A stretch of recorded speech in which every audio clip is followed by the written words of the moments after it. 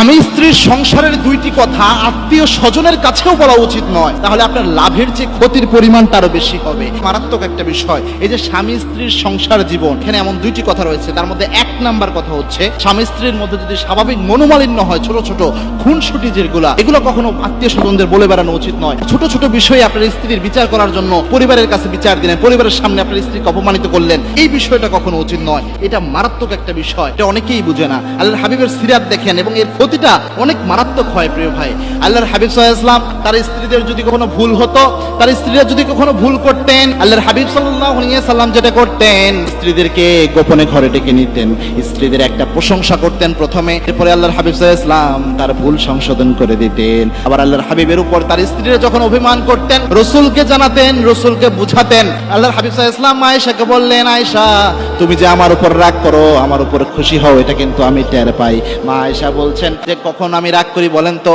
আল্লাহর হাবিব সাল্লাল্লাহু আলাইহি ওয়াসাল্লাম বললেন, তুমি যখন আমার উপর রাগ করো তখন তুমি বলো, ইব্রাহিম আলাইহিস সালামের আল্লাহ আমাদের উপর আপনি রহম করুন। আর আপনি যখন আমার উপর খুশি হন তখন আপনি বলেন, মুহাম্মদ সাল্লাল্লাহু আলাইহি ওয়াসাল্লামের আল্লাহ আল্লাহ আপনি আমাদের উপর রহম করুন।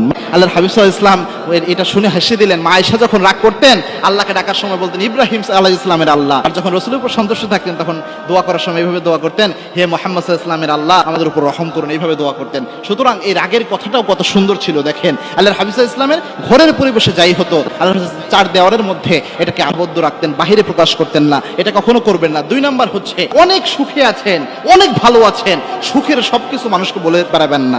অনেক ভালো আছেন, অনেক আনন্দে আছেন, অনেক বড় কিছু একটা করার চিন্তা করতেছেন, সব বলে বেড়াবেন না। মানুষের চোখ বড় মারাত্মক জিনিস প্রিয় ভাই, মানুষের চোখের বদনজর অনেক মারাত্মক। আল্লাহর হাবিব বলতেন, আল আইনুল হক, চোখের বদনজর এটা সত্য কথা। এবং কি আল্লাহর হাবিব সাল্লাল্লাহু আলাইহি ওয়াসাল্লাম বলতেন, আমার উম্মতের মধ্যে আকসারু মান ইয়ামুতু মিন উম্মতি, আমার উম্মতের মধ্যে বেশিরভাগ উম্মত মারা যায় তাকদীরের মৃত্যুর উপর এই বদনজরের প্রভাবে। আল্লাহ রাব্বুল আলামিন আমাদের বোঝার তৌফিক দান করুন, আল্লাহুম্মা আমিন।